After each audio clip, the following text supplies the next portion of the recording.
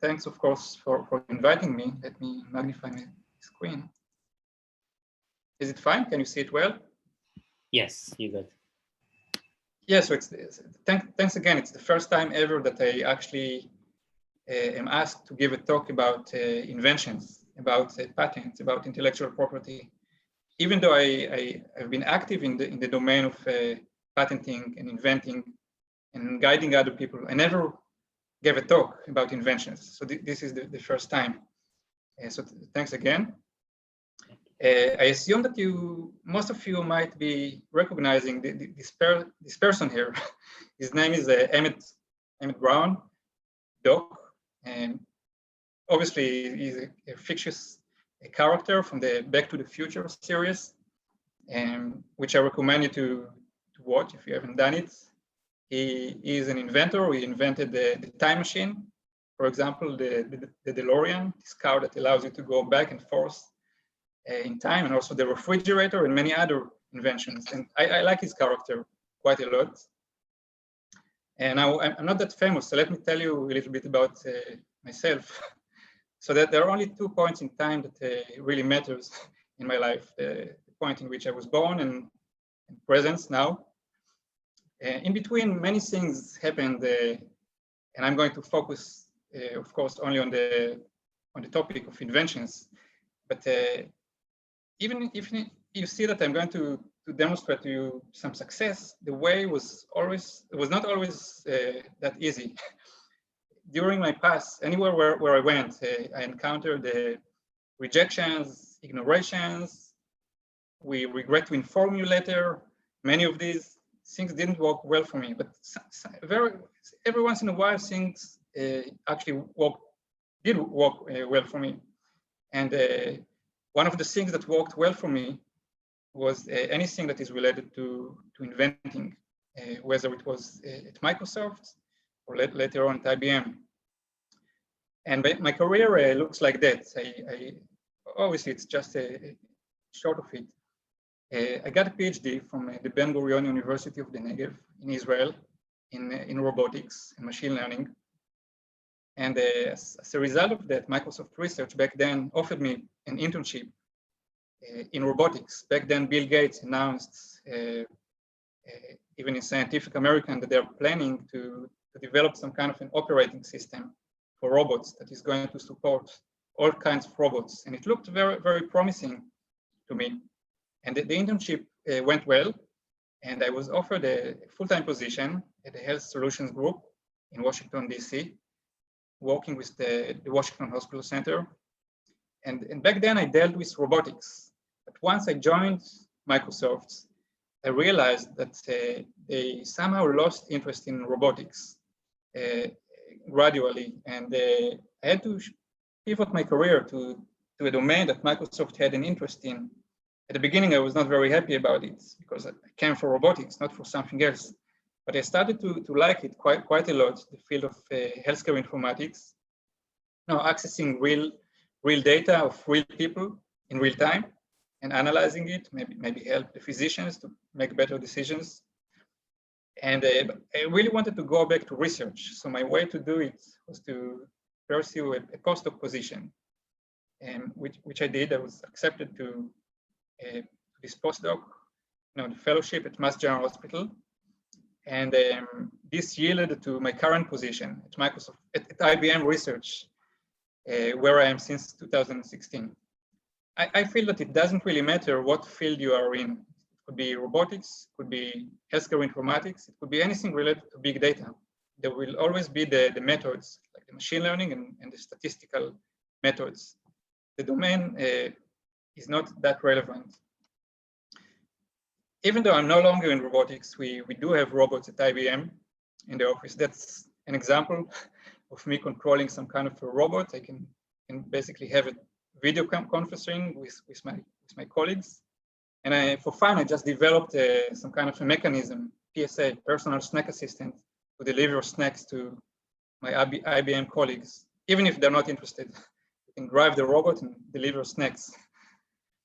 So during my fellowship at Mass General, I worked with people that I found very, very impressive. That's exactly the opportunity in the US. I'm coming from Ben Gurion University, a university nobody heard of. I mean, many heard of, but many did not. And I happened to work with all of those folks from Mass General, from MIT, from Harvard. And for example, Zach Cohen is the chair of the Department of Biomedical Informatics at Harvard. It was amazing for me. And later on, when I joined IBM, and other people, but very impressive too, including my manager, Kenny, and other folks. In IBM, we have different collaborations with MIT and with the Broad Institute of Harvard and MIT, and other kinds of collaborations. And all of that is a job, but it's also a lot of fun. Now at IBM, there is a culture of inventing, of patenting. It doesn't matter what degree you have, what title you have at IBM. IBM allows you to invent, and that's basically the topic of my talk today: inventions. And if you're doing well in inventing, and you also guide other people, and is asked to judge inventions of other people at IBM, you get this fancy title, Master Inventor. And this is something that I wanted from day one. I knew that IBM has this opportunity to become a master inventor, and I did anything I could to become one. And this is coming from LinkedIn, so I got lots of likes back then. So what is an invention? Invention, look at these cats. In almost every invention starts with a problem. And an invention, usually it's a technical solution to a problem. You don't necessarily need to implement the solution. You can only document it.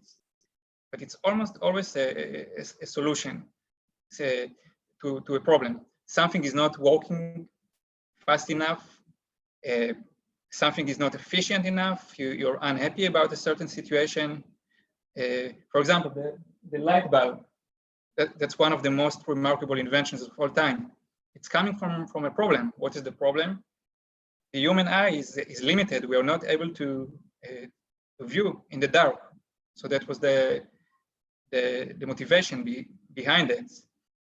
Also, electricity, how to deliver electricity to the light bulb. There are inventions all around us. There are thousands of inventions anywhere where you look. So that's basically how I would summarize what an invention is. Now, this is just to illustrate it further. That was on my birthday, like a month ago. I went for a bike trip. It was really rainy day, but it was my birthday, and I really wanted to get out, no matter what. Took a day off. It was beautiful despite that. And this looks like a rock in a bush, but it's not really just a rock on a bush. That's a solution to a problem that I had. The problem that I had was I wanted to have lunch, and it was so rainy. How do you have lunch? So I turned this broken bush into a table and something to cover the table to have lunch properly. There was no way to hide. If you go under a tree, you will get even more rain. So this is not exactly an invention, but that's a demonstration how a problem incentivized me to come up with a solution. And luckily I had these clean brush bags in my bag, and I was able to use them as the solution. So this is just as an example. But even if you look at this picture, there are many inventions hiding around. How do you manufacture this meat? How do you keep it cold? Someone had to invent a refrigerator. How do you make the fruits be clean? You need someone to build to have the mechanism of getting water into your house. The plastic containers, all of these, the plastic bags, the little stick here, the process behind manufacturing it. All of these are basically inventions that someone had to come up with. Now, when I look at inventions as a whole, like, I think that I can classify them into two types. All of these two types are related to problems. So the one type is related to minor disturbances that we have all around us. It can be that we're happy all the time. Everything's great. We have traffic jams. We have things that bother us all the time. Something is noisy. Something is falling apart. So this type of inventions, IBM really likes it, and I'm going to demonstrate a couple of these. These are the fun inventions because they are not really directly related to my job, but still IBM encourages them. The other type is more serious. These are the computational methods. So an invention in this type is usually a new type of computational method. If you're able to calculate something a little bit faster or to transfer a file faster, and you're able to document the process behind it, this might become an invention. If you make something a little bit more efficient, like for example in feature selection, in machine learning, in many machine learning problems, there is a set of features that is associated with a certain outcome or some kind of a prediction or classification. If you can accomplish the task by using less features and get the same performance, it is an advantage. So having something more efficient is one of the possible inventions. Making something more accurate, improve your prediction accuracy to predict something like a patient outcome. It could be anything in any domain. Less errors, like in databases, or in any database, there are going to be errors. In financial databases, definitely in medical databases, anywhere you go, you will have, the data is not going to be complete. And this type also has something to do with other disturbances. For example, let's say that you work with a Python, with a Python editor and with an R editor. You want to work with both of them and share some kind of a data source together. How do you do it efficiently? How can you share let's say, some kind of a big CSV file with those two different editors? That's a problem. So a patent might be the process of sharing information between those two editors more efficiently. Communication tools. How can I share with you a file more efficiently? Security. And I'm going to give a couple of examples of all of these. So I'm going to start with the first type, and I chose only a few because of I guess lack of time. These are the fun ones that are not related to my job, but still IBM is interested in. So when I joined IBM a little bit over 4 years ago, and I also decided that I like it here in Cambridge. I purchased a condo. That's where I'm here now. It's my own place. It's a 66 unit building, nine stories, and we received many packages to the lobby. And this is actually a nice picture. But in a typical day, you receive packages all around the lobby, just in a big disorder. It's also not very easy to know which packages belong to you. You need to look at all of them, basically. So that's a problem. So what is the solution? The solution that we proposed was something like Uber, but just for packages. Let's say that you have friends in the building. Like let's say that my neighbor is a very good friend next to me, and we don't care every once in a while to share the share package. Instead of getting individual packages, share certain items in the same package. So and basically maybe to save a little bit in shipping costs, or help the environment, less pollution, less materials. So the invention is basically is a mechanism that basically connects between neighbors to share packages more efficiently. And who will be interested in that? Amazon, for example, might be able to implement it in its shopping mechanism to connect different neighbors to do all of that. So that was an example for a fun idea. What was nice here is that we didn't need to implement it. We just had to create what is called a patent disclosure. It's some kind of a document that describes why our method is an invention. And I'm going to get into it very soon, in a few minutes. That's another problem that we encountered.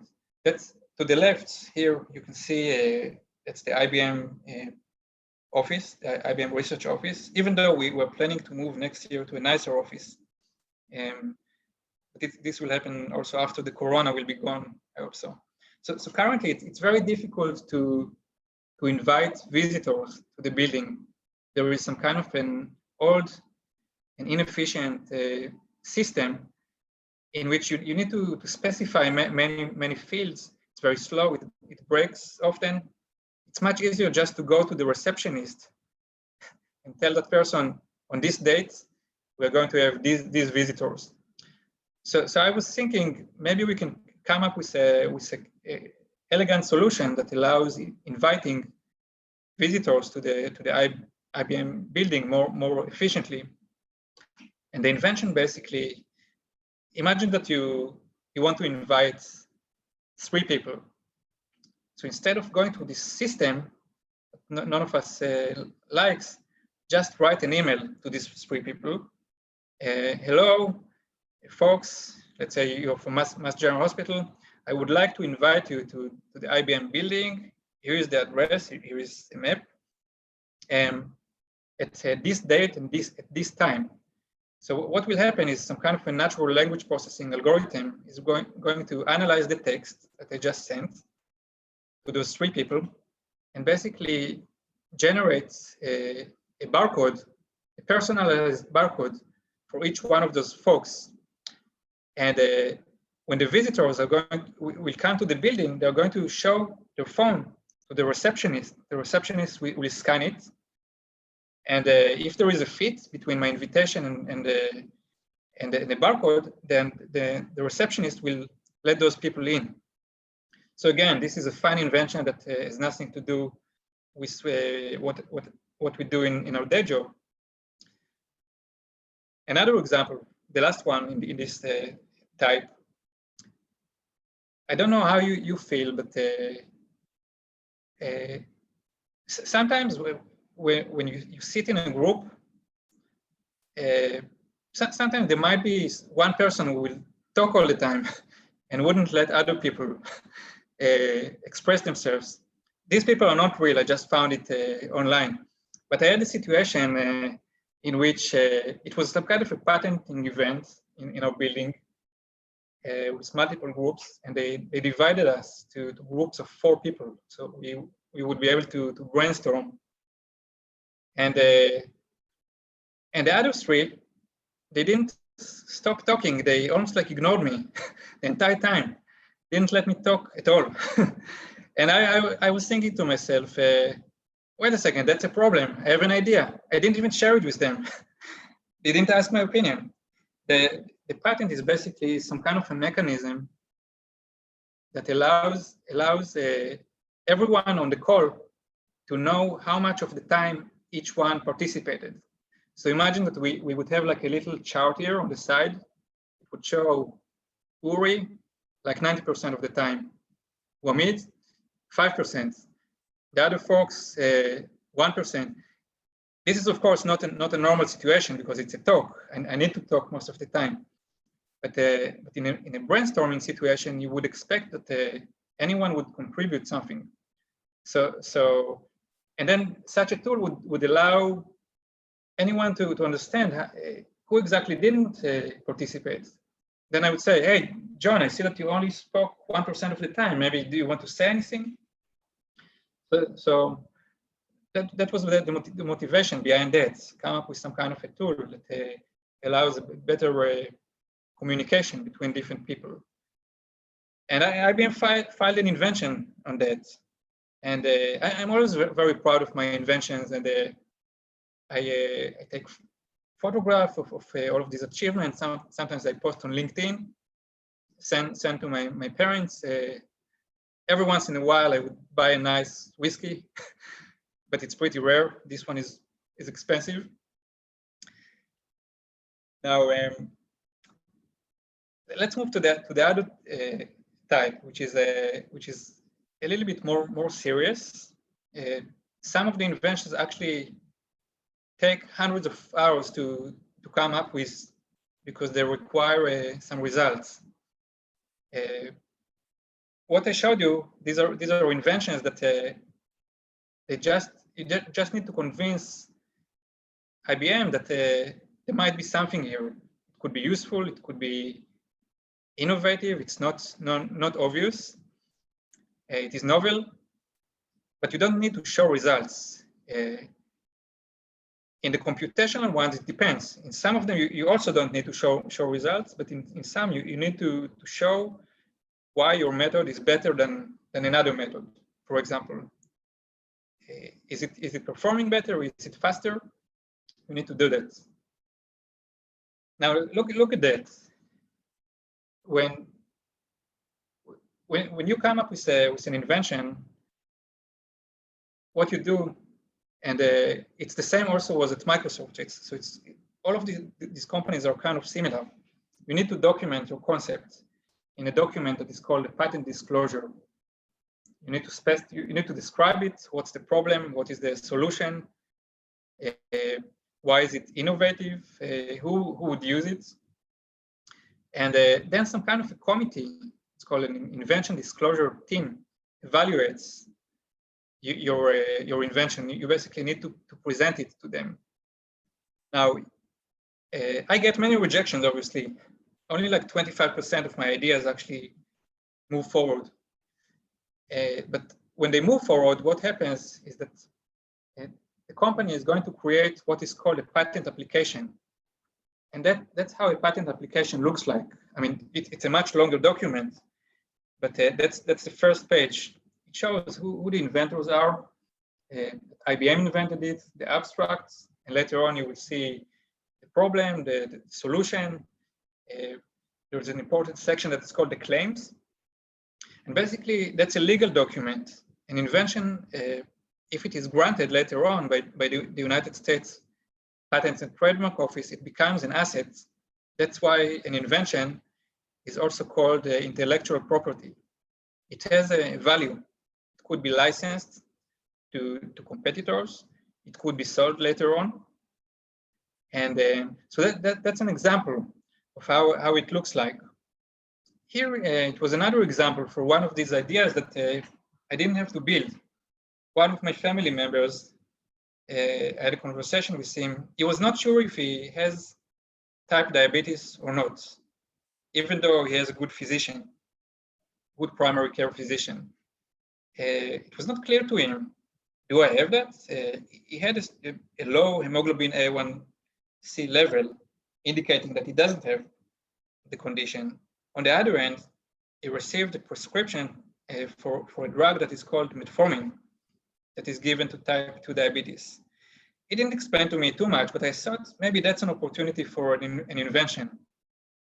If a patient is not 100% sure what his diagnosis, maybe there could be some kind of a mechanism that would come up with proposing the patient to get a second opinion. Why is that? It could be that the current physician is not following properly the disease guidelines. Type 2 diabetes, congestive heart failure, hypertension. All of these conditions have guidelines. These are documents that describe how to treat the patient. So it could be that there is some kind of a discrepancy between what the physician does and the guidelines. So the invention is about some kind of a mechanism that scans the electronic health record of the patient, applies some kind of a natural language processing method on different guidelines, applies some kind of a machine learning algorithm, on a database of electronic health records to identify similar patients and different discrepancies from the disease, and basically recommends the patient or even to the physician to get a second opinion. So that was a fun idea that I didn't have to build an IBM file. Later on, we had some kind of a collaboration with an organization that is called Atrius Health. It's a Massachusetts-based outpatient healthcare provider. I think that it deals with about 500,000 patients, and we collaborated with them closely, also with Watson Health.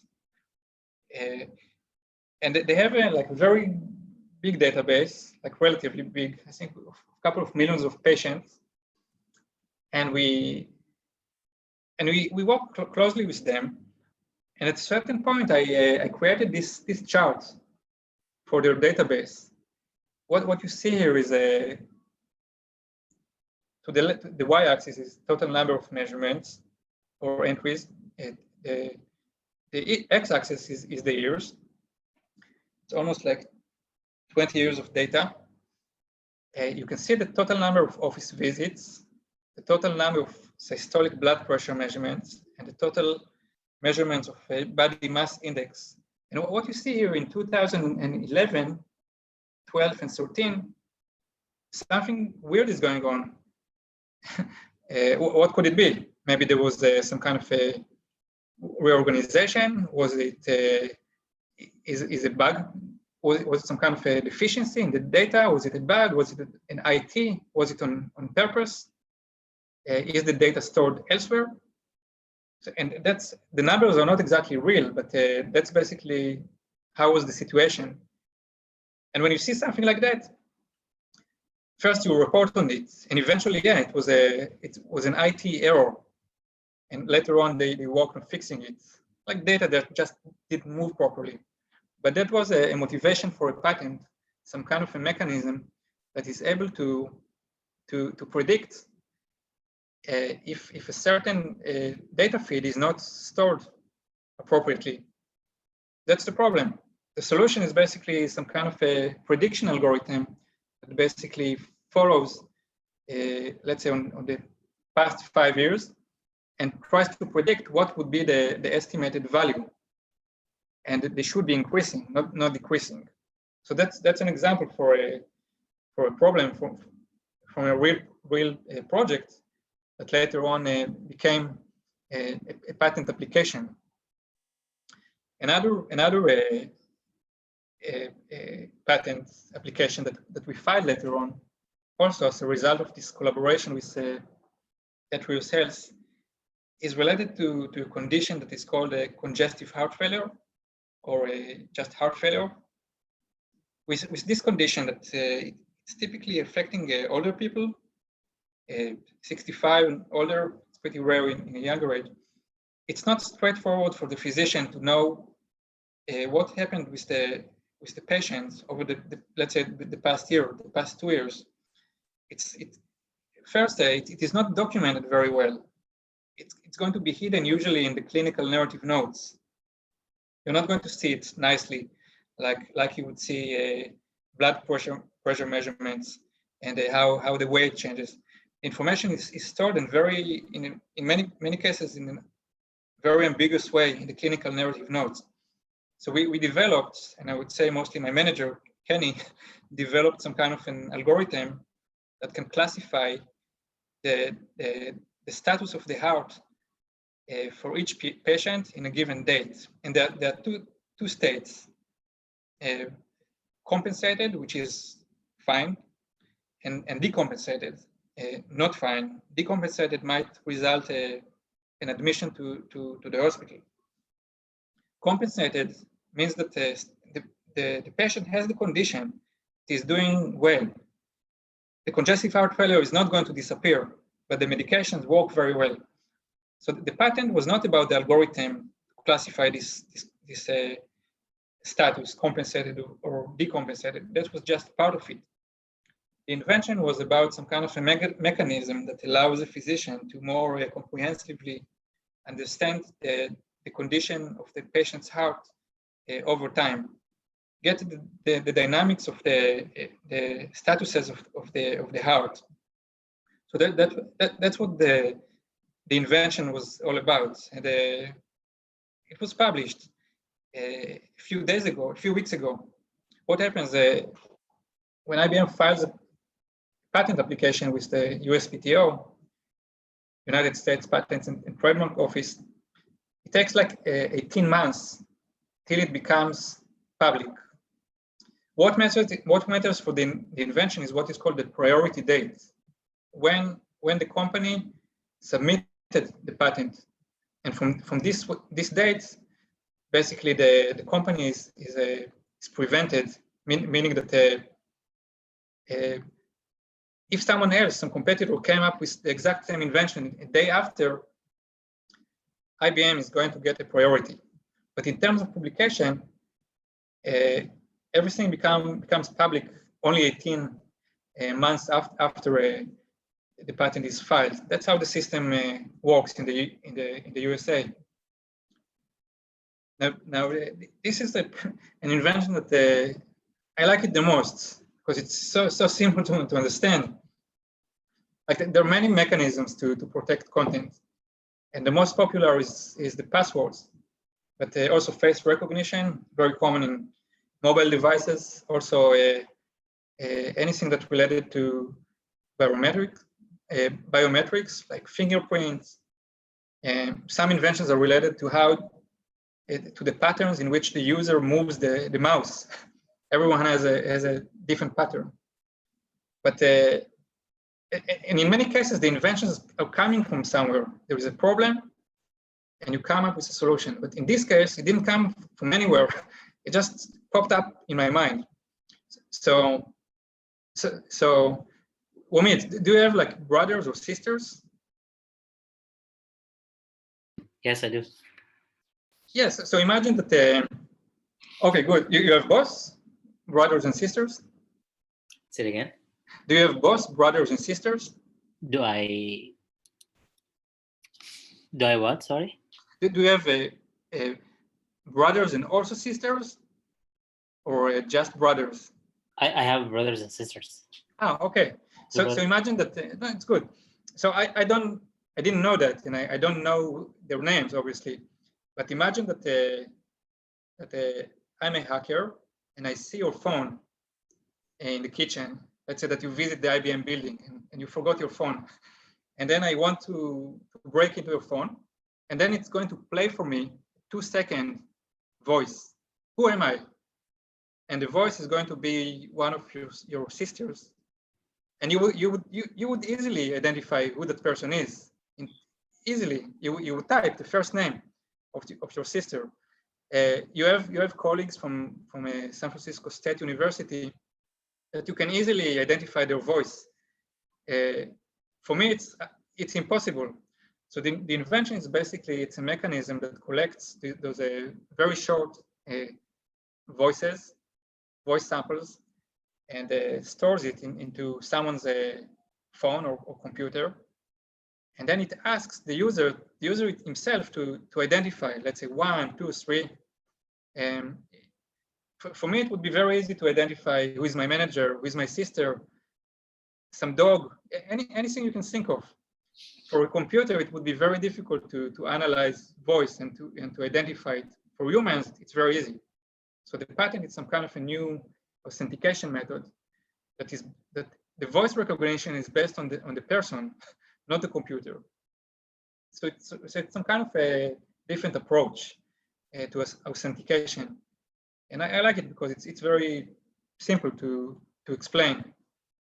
You know, despite this situation, being here alone for the past few months, we still continue to innovate. It's not in the same way, obviously. It's not as fun. We use box notes, emails. It's kind of artificial. It's much more fun to meet in person every few weeks and brainstorm. But still, things move forward despite that. Even this mask, it's so innovative. Just the process of manufacturing it. Look, all of these points. Manufacturing rubber that is not going to irritate your skin. Anywhere here, you will see some invention. Manufacturing the rug, how to make it stick together, all the process around it. Now, I described to you a sample of my inventions, but at IBM, there is no such a position that is called an inventor.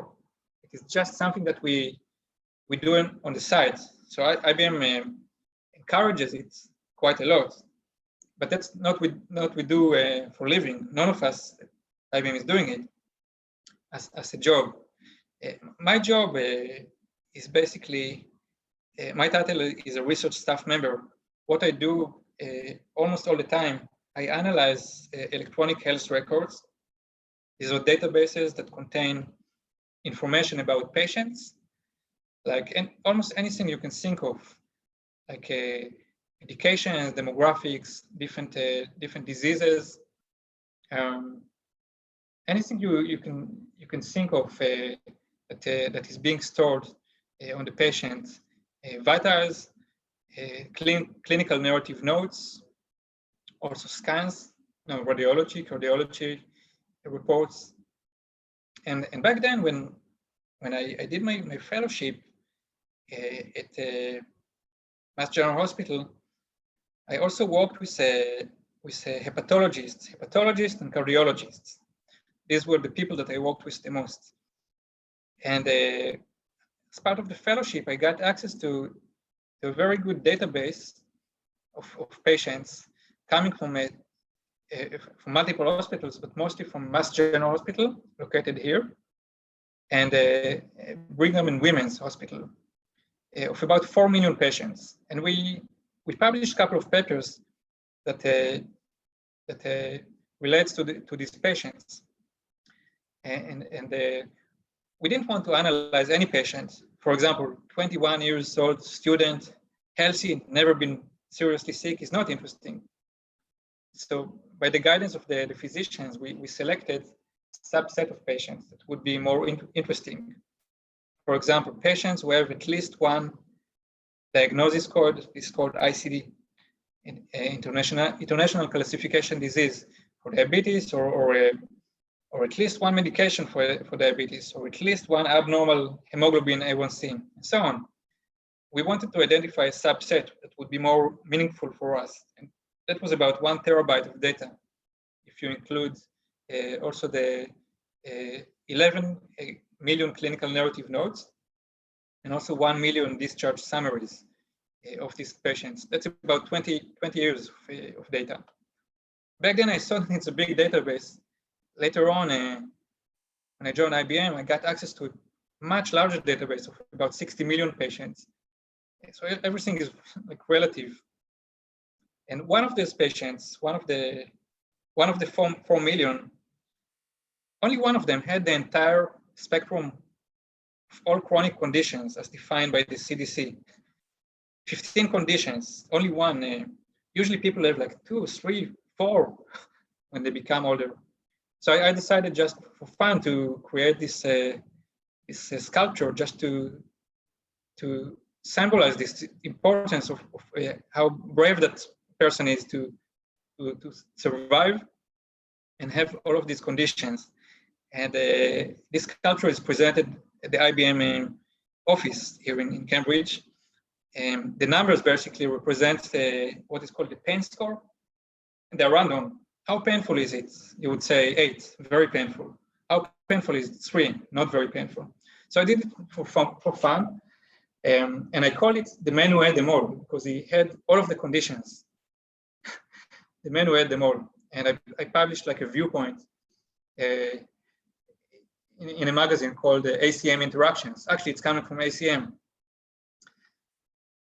Now, as we speak now, as of today, I just pulled it today, about 12,000 patients are currently on the waiting lists to get a new liver. The problem is that there are too many people who need a new liver replacements, but there are not enough livers available.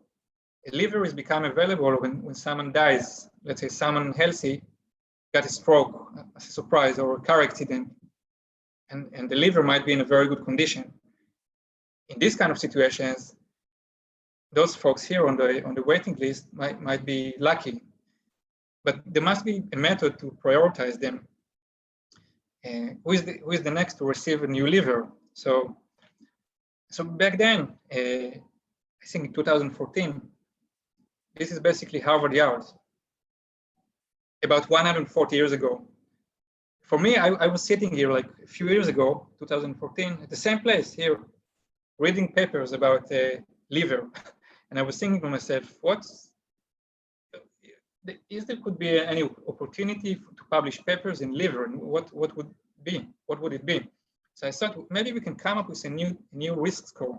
The one that is available now doesn't seem to be accurate enough. From 2002, now we have all of these huge databases. Maybe we can come up with a new type of score. And a few years after that, we finally were able to publish a paper about a new score that is called MELD+.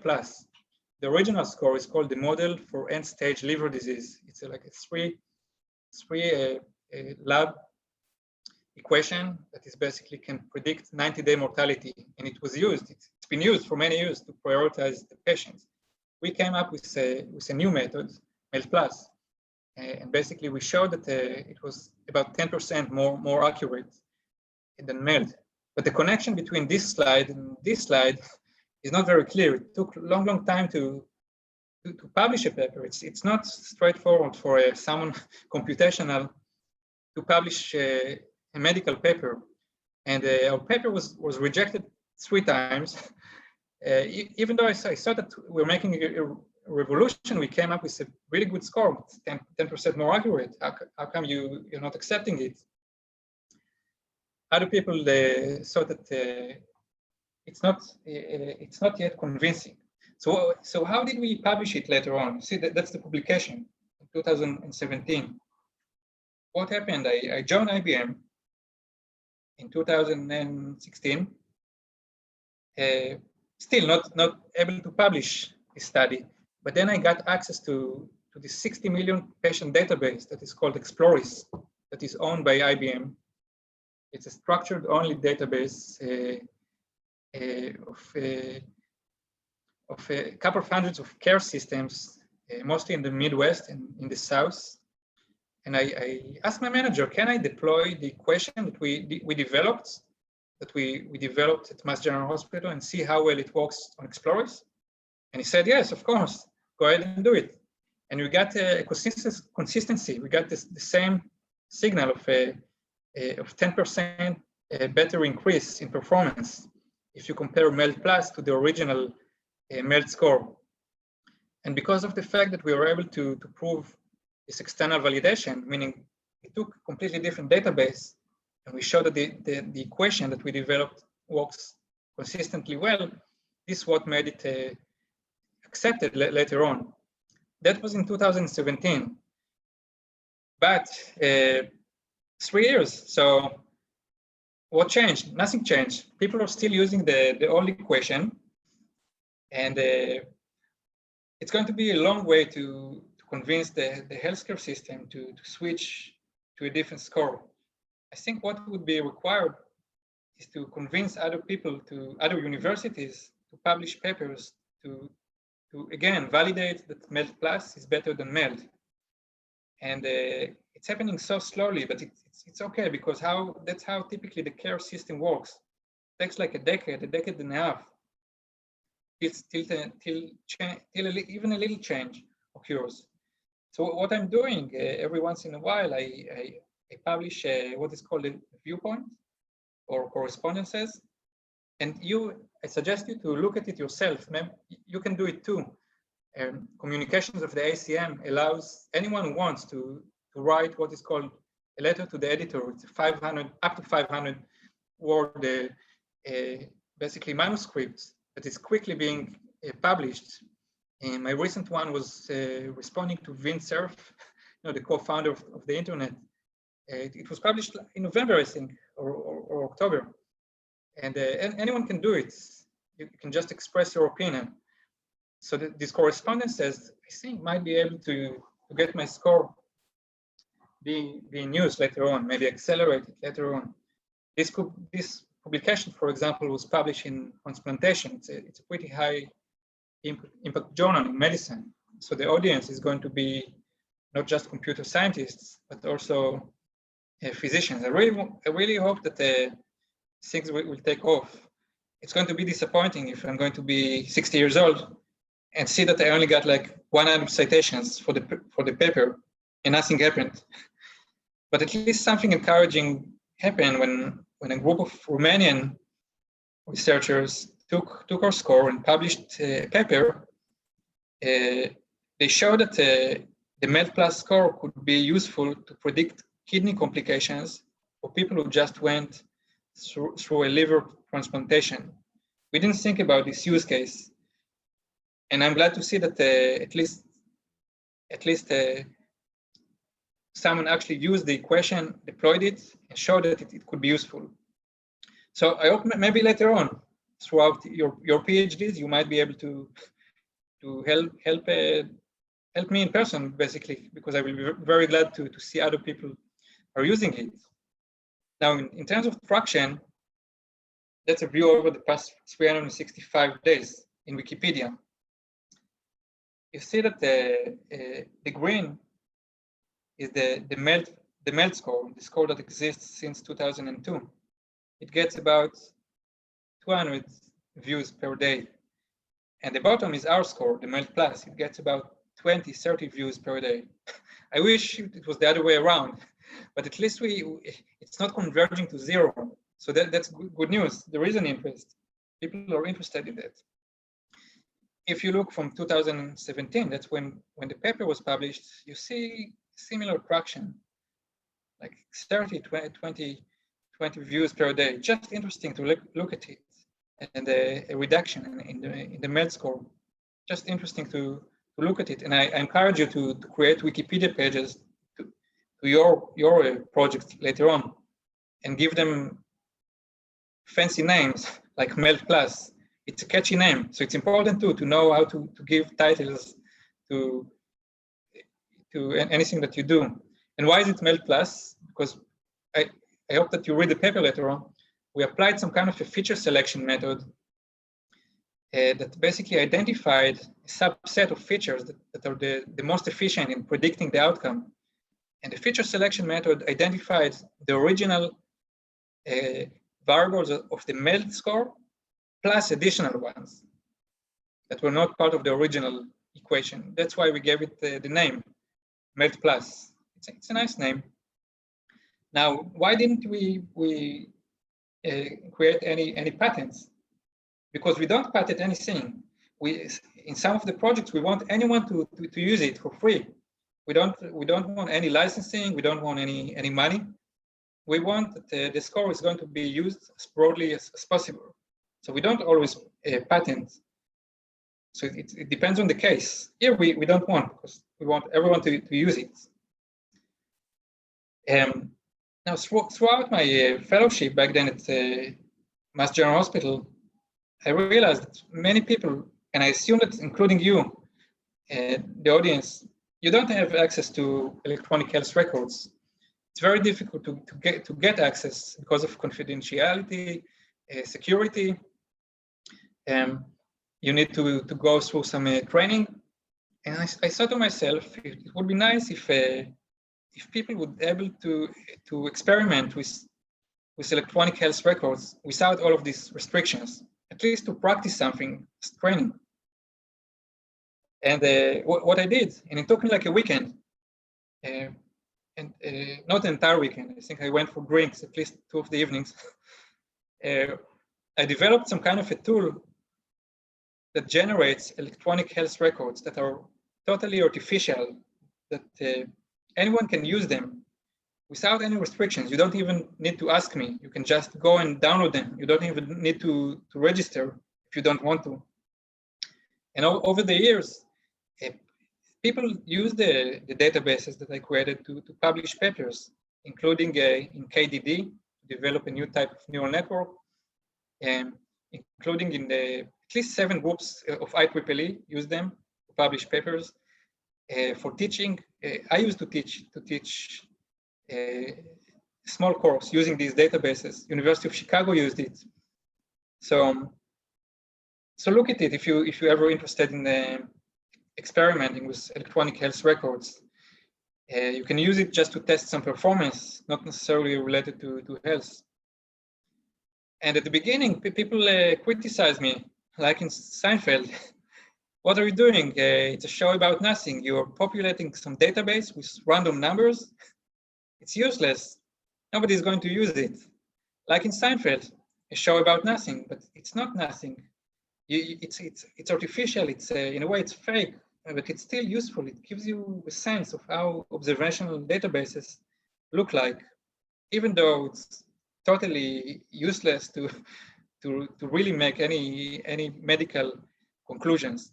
But you can use it for training, that's for sure, and to test performance.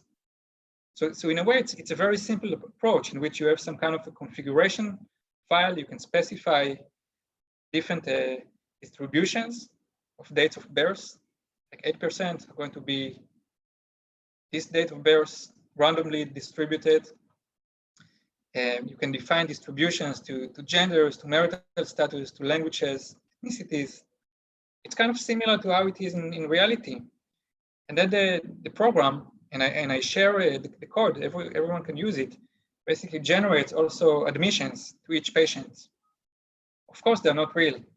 An admission date, a discharge date, different chief complaints, laboratory measurements, things like this. And then you can basically apply machine learning methods to predict outcomes.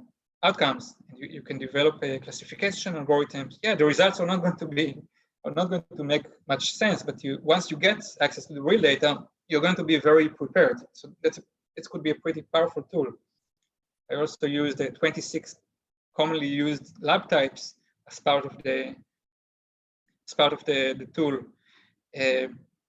So I was criticized once. Someone wrote in a journal, it's totally useless. I found one of the patients is a 66 years old man that went through pregnancy issues. 66 years old male who went through pregnancy issues. How could it be? And actually, even in real data sets, you're going to find these weird cases. Patients who were born 300 years ago, patients who have a 1 billion blood pressure measurement, patients who were born like in Back to the Future, a couple of hundreds of years from now. You're going to find many errors, like negative values of some measurements that don't make any sense. So you're going to find people with all kinds of weird things, and that's why what makes this field so I wouldn't say fun, but challenging and interesting to deal with all of these biases and errors, and it's always nice to get this kind of compliments when a group of researchers write that they use my databases and they published a paper. Here it's in a journal, it's called Computing. They thank me, so that's great. It took me only like a weekend to develop all of that. So it's not about nothing. I feel that if you have something, even if it's not really finished, it would be a good idea to put it online and see how the public interacts with it. Why not? Later on, you can improve it. And again, I created the Wikipedia page for it. Why not? Just to increase exposure. And again, here I'm not interested in any intellectual property. I want it to be used as widely as possible, but by anyone, without asking my permission, without licensing. Just use it. Now, I want to thank you, person, for inviting me, Omid, and to my managers. If we had to meet in person, they would allow it, and ACM actually we would even cover the flights. They did it in the past couple of times. It's a really good program. Currently, I work with the Broad Institute. That's what I'm planning to work with over the next couple of years and over the past year. And we are basically exploring different cardiovascular complications using the UK Biobank and also Exploris, this database that I mentioned. I like what I do. Thanks to ACM that allows it, they asked me to add these slides, and I encourage you from a young age to join to these associations. It's going to help you later on. Why these companies appreciate the higher ranks. If you have a higher rank at IEEE at ACM, it's good for you. It's good for your career. So I encourage you to do it in a younger age. And always think about this picture. If you see a problem, don't just yell about how difficult it is, post something on Facebook, complain to a friend, try to look around. There might be a solution somewhere to that, some kind of a technical solution. And if you join one of those companies, Microsoft, Google, IBM, they're going to push it forward if you have an inventive idea. And it makes the job much more interesting and fun in comparison to just a regular job. Yes, thank you very much. Thank you, Doctor. Appreciate your time. That was very informative. Sorry, I think Melissa wants to say something. Yeah. Oh, I was just saying thank you. That was really great. It's really fun to hear that they just pick up your ideas, and if they don't, then you do. You know, that's something that's empowering, and I think a lot of students feel like maybe they won't have a great voice, but you know, make your own voice. Yeah.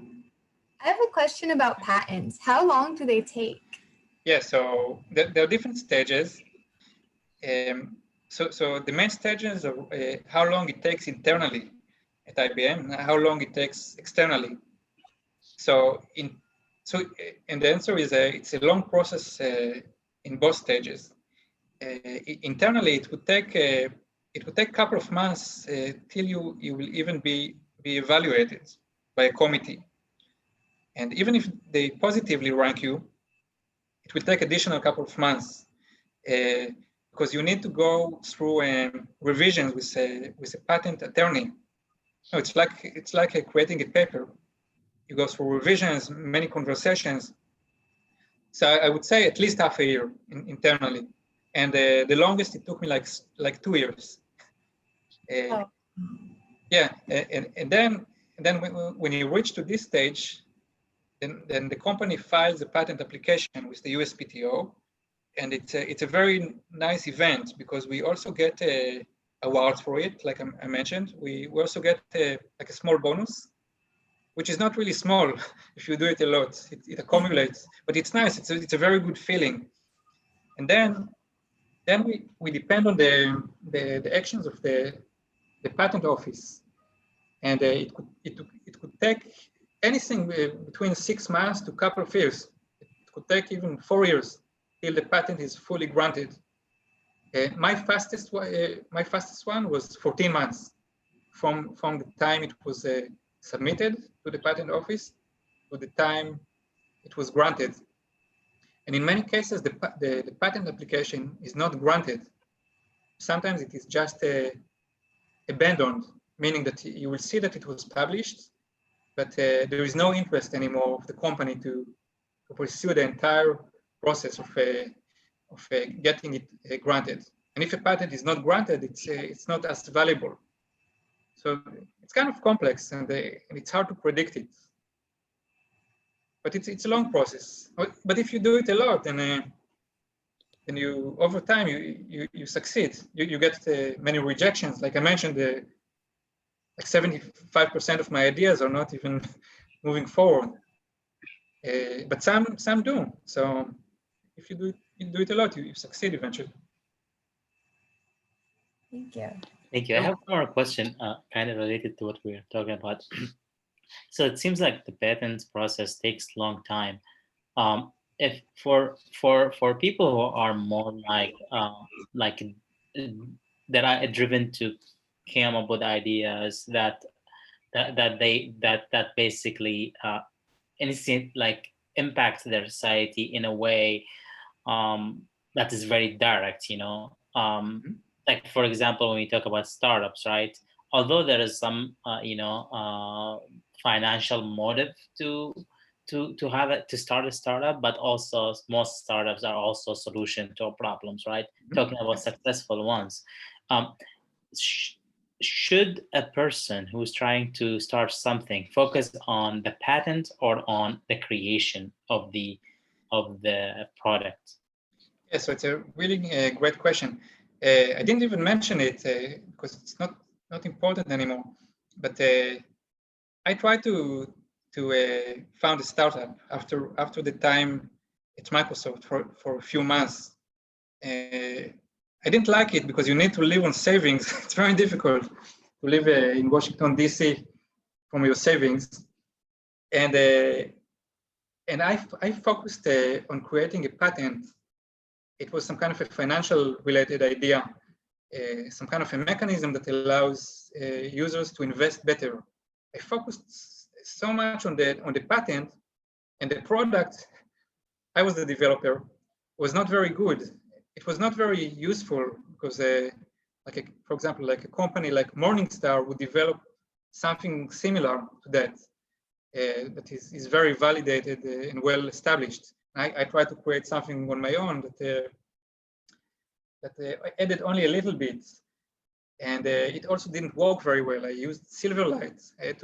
If I had to go back in time, I would use other technologies. I think that don't think too much about patent when you do startup. You need to look for the traction, for a good product that someone is going to say, I want to use it. Is it free? You can say, yeah, it's free, but for the additional features, you will need to pay. So I encourage you not to do it, but keep in mind that, and I didn't know it at an early stage, if you still want to do it, there is something that is called a micro entity. If you define yourself as a very small startup, I think it's like 2 people or less, you can get a 75% discount for anything you do from the patent office. 75% discount. That's pretty great for the fees, because you need to pay fees for different stages.